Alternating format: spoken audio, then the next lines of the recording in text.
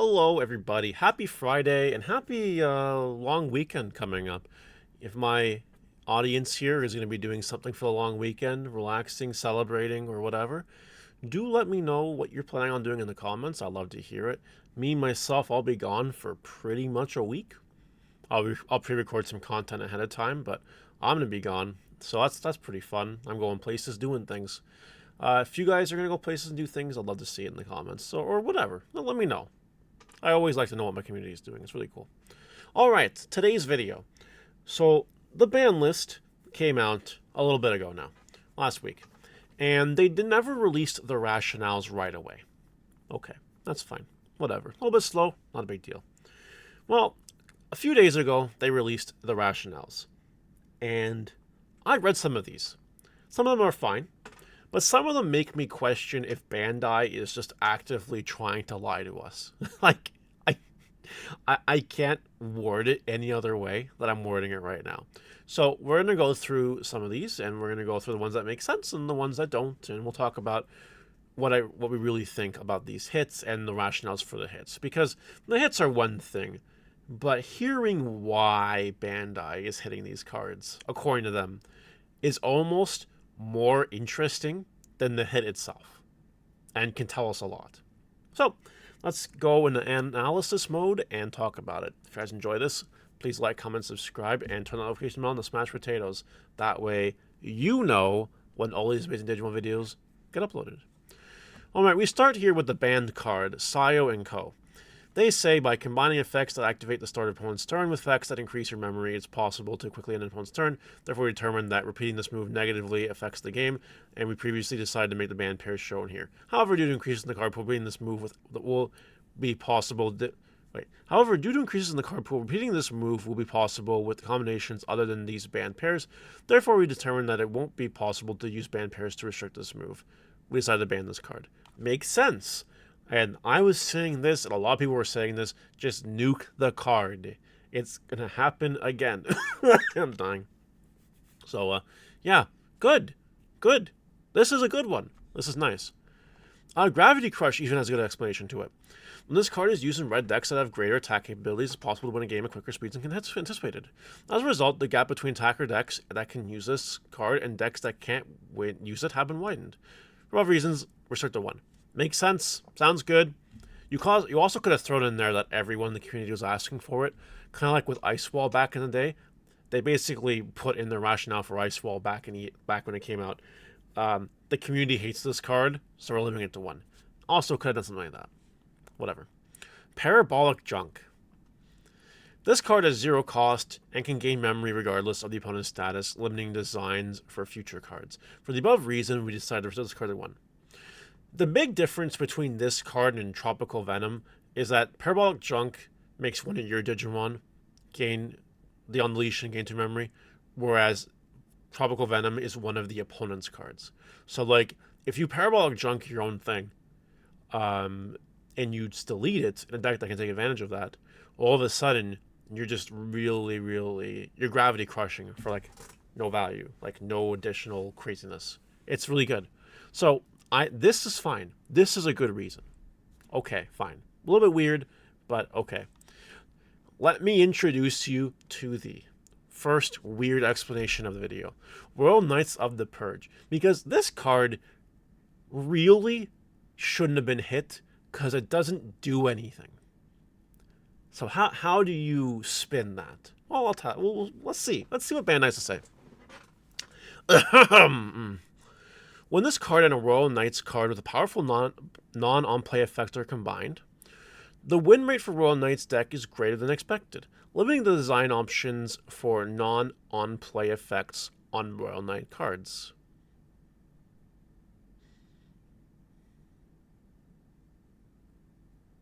Gets better. In addition, even though Royal Knight decks have normally had trouble with beatdown decks, which is true, this affinity has been reversed with a significant return of security effects, making 1 copy of this card have a great impact. Therefore, we determined that we must correct this to a proper deck affinity. I don't think Bandai even knows what that sentence means, if I'm being honest with you. I don't think they have an idea.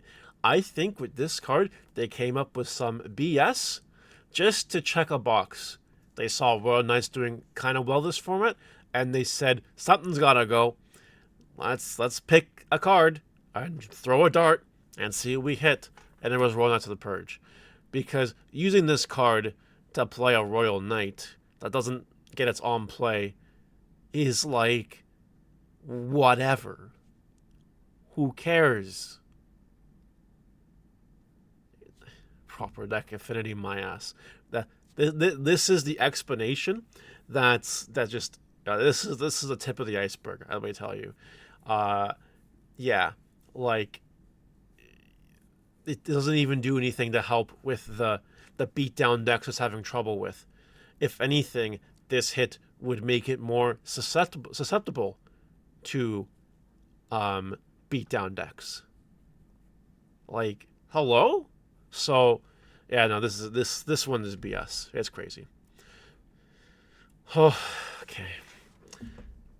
Out of all the cards that were hit on the list, I think this one is my least favorite choice. Because I went from not really knowing anything about the bird deck to kind of sort of enjoying the bird deck. Not enough to like love it to death, but you know, a little bit. And well, let's read. One copy of this card that has both an effect that gives rush and an effect that trashes security cards, making it very potent for reducing an opponent's security stack in Phoenixmon X decks. They are lying to you. Phoenixmon X is not the reason this card is that one. But let's keep going. With this current card pool, these effects can be easily activated in one turn, allowing one copy of this card to accelerate the game's speed.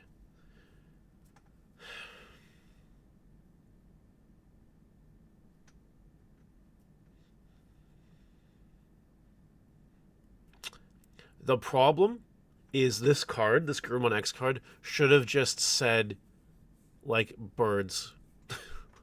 It should have been just birds.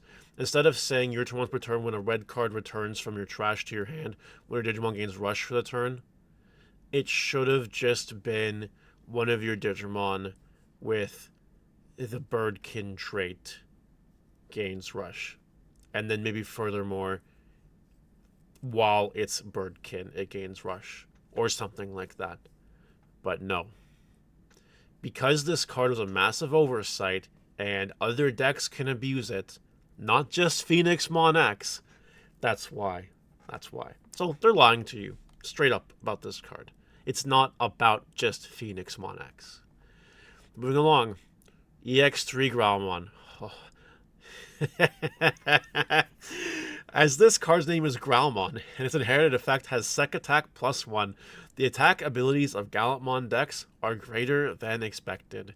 Therefore, we have determined that we must correct this to a proper deck speed. Give me a fucking break. Stop.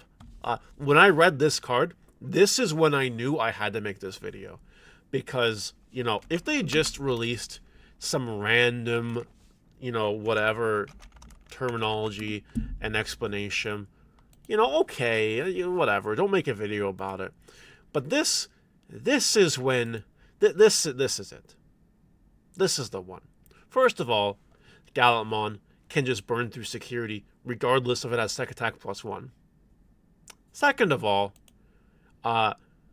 Sec Attack isn't the problem.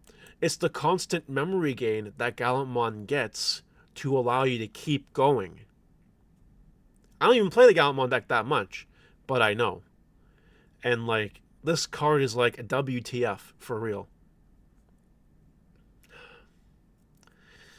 Anyway, we move on now. We move on to something else. This is just ridiculous. Guilmon, the Rush one. This card was originally intended for using Guilmon decks for recovery in the late game turns or for additional attacks, but due to increases in the card pool, it's now possible to set up successful attacks at Rush early in the game. As a result, the game speed has accelerated greater than anticipated, and this card limit designs options for future decks include purple cards. Okay. I think people misunderstand this one. Bandai actually spoils the plot for you. The game speed has accelerated greater than anticipated. This tells you everything you need to know. Bandai lost the plot, and it's cards like Guilmon that get punished by it. They have admitted right here that the game is going too fucking fast. So cards like this can't exist fairly. I think this is too honest. And I don't think people even realize this. This makes sense because it's what I've been saying, and it's what people with some brain cells also say. The game is too fast and too bullshit. They gave away the plot with this one. While they have some explanations that are pretty lackluster over here, they actually make it up by really just giving you the whole plot right away with this one. It's nice to see Bandai kind of admitting that the game's speed has anticipated. And someone with some, they think their linguistic brain is going to say, oh, this was intended just for Guilmon. That's sort of how it's worded to the naive observer. Absolutely. But you need to really read behind the lines. You have to look. You have to understand. You need to know what Bandai is saying here. They are admitting this card cannot exist because it limits the design options for future decks that includes purple cards because the game speed has accelerated greater than anticipated. Have I made myself clear to all the people that say, oh, Mario's going crazy, this game's not that fast? Yeah, okay, yeah. Bandai literally told you wrong. So there you go. Have fun. EX1 MetalGarurumon. With the increase of the card pool, this card's when Digivolving effect can be used repeatedly in a single turn, making it easy to get on memory. As a result, the potential designs for future Garurumon cards would be greatly narrowed.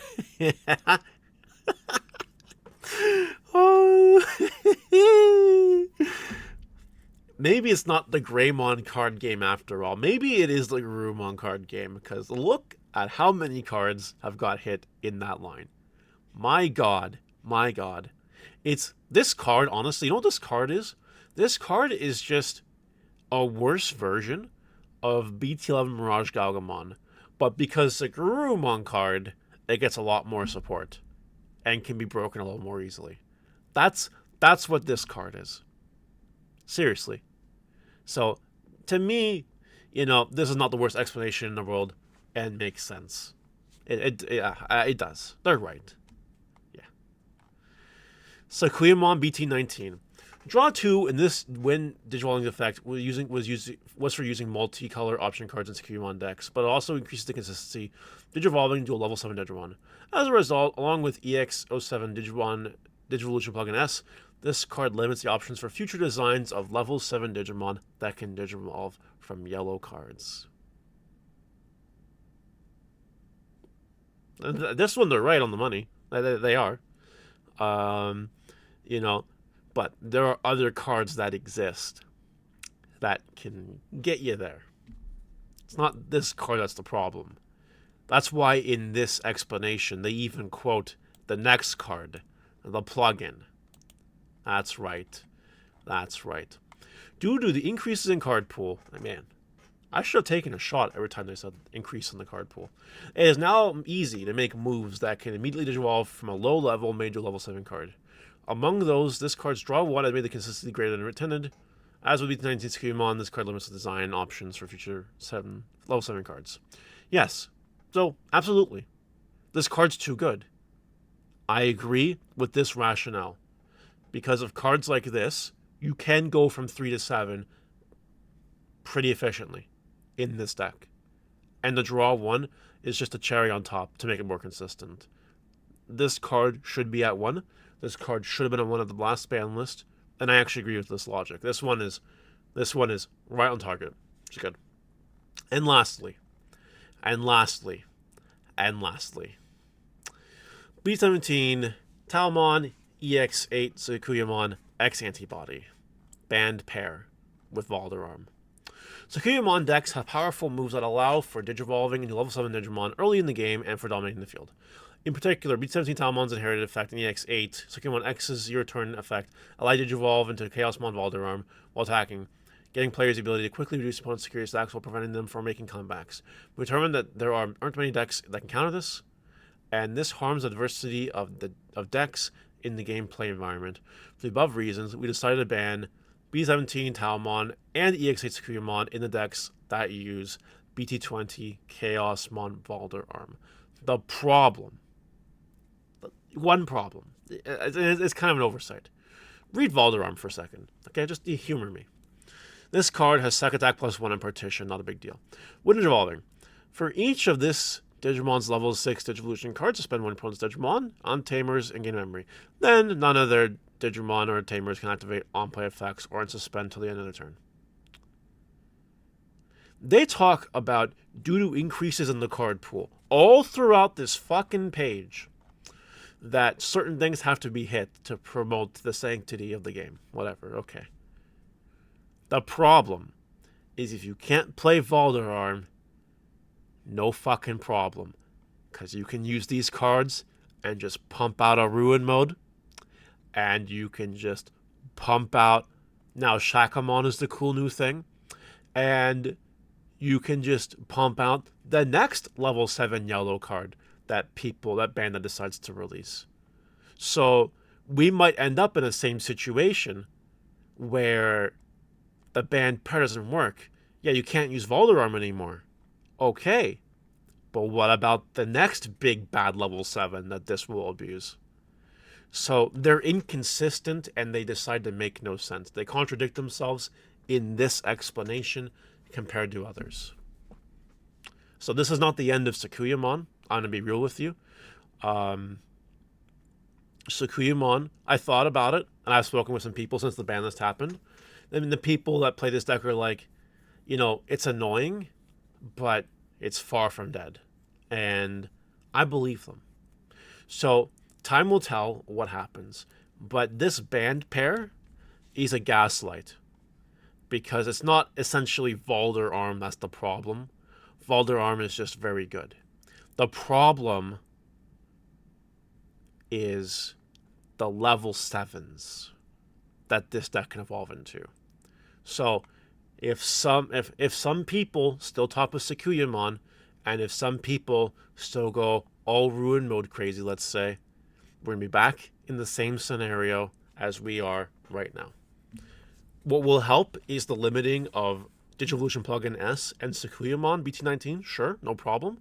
But they probably should have just limited these cards to 1. Seriously, that's what they should have done. But, you know, what do I know? I'm not a Bandai HQ. But let me tell you, some of these explanations either contradict themselves or make no sense. And some of these explanations are too good, too telling, like in the case of EX4 Guilmon. What do you think about these explanations in the comments? Because I know that some people on the internet were laughing at these too. And I know some people are not having it with these explanations. But maybe you in the audience think these are okay, and I'm just being too critical, like usual. So let me know your opinions in the comment section below. And again, have a great long weekend, everyone. Goodbye.